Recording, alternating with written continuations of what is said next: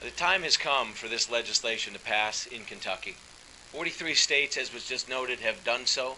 Some have done so for a quarter of a century at this point. There are thousands of charter schools around America. The argument that this is somehow a threat to our public education system is a lie. That is not correct. It is a scare tactic. It is meant to preserve the status quo. I'm personally disgusted by the fact that the people who oppose this so adamantly continue at every turn in between texting to be passionate about what? About power? About money? About the transfer of dollars? It's not about the students to any of those that are opposing this bill. And at the end of the day, this is about educating the young people in Kentucky. And we are about due to start putting the young people of Kentucky first. It's just that simple. This is not a threat to anything except failure. This is a threat to those that have failed to deliver in certain school districts and in certain schools in particular. And I am grateful to those who have been passionate about this for decades. And I, at the risk of failing to mention others who have been at the helm a long time, want to personally thank Secretary Heiner, who you'll hear from in a moment, Representative Moffitt, Pastor Stevenson, who's behind me, Pastor Seymour, who you'll hear from in a moment. These are people who have been at the helm for this for decades. And we are here today because they have been begging for the voice of our children, primarily our minority children, our children in the urban school system, to be heard, to be given an opportunity that we want for every one of our kids. Anything less is reprehensible. And those that would vote against this, and those who are not here today as a way to avoid the ability to have a voice on this, that's unacceptable.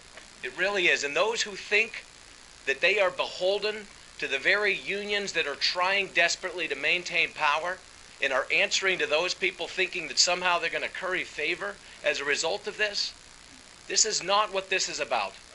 I am begging you to think about why we are here. What is this about? We just heard our president, and we heard the president of the United States in his most recent address talk about the fact charter schools are coming to America. We know that our Secretary of Education for the United States of America is passionate about the fact that charter schools are coming. Why do we in Kentucky, who with all due respect to ourselves, are not leading the way in education in America? We're not.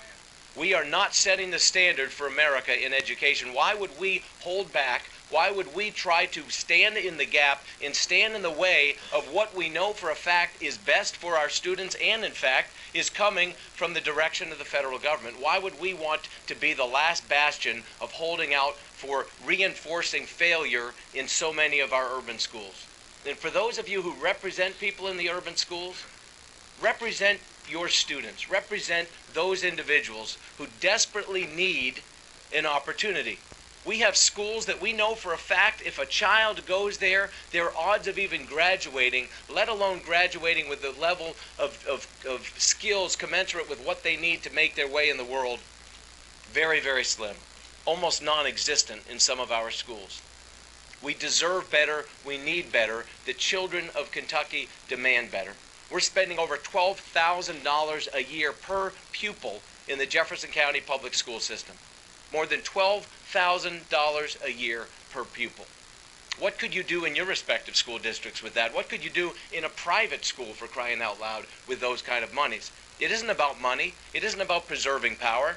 It isn't about whether the union does or doesn't have the final say. At the end of the day, it's about where are we getting a bang for the buck, and are we applying it for what's best for our students? So as you consider this legislation, I am asking you, I'm begging you, as the governor of this state, to give every child in this state a fair opportunity.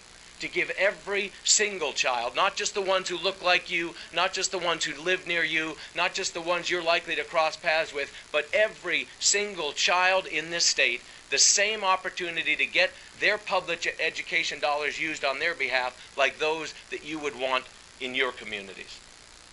I stand strongly in support of this bill. I agree, frankly, with Representative Moffitt and others who, frankly, you're going to hear from. I would have loved it to be even more than it is. And yet I applaud the effort of Representative Carney.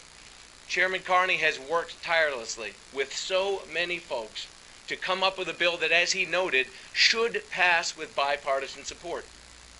There are people who have sat in this assembly longer than anyone else, who represent communities that desperately need this legislation. And it is time for leadership. It is time for us to stop playing partisan games, to do what has been done, which is to reach across the aisle, to put partisanship aside, and to actually lead on what is best for the children of Kentucky. Thank you.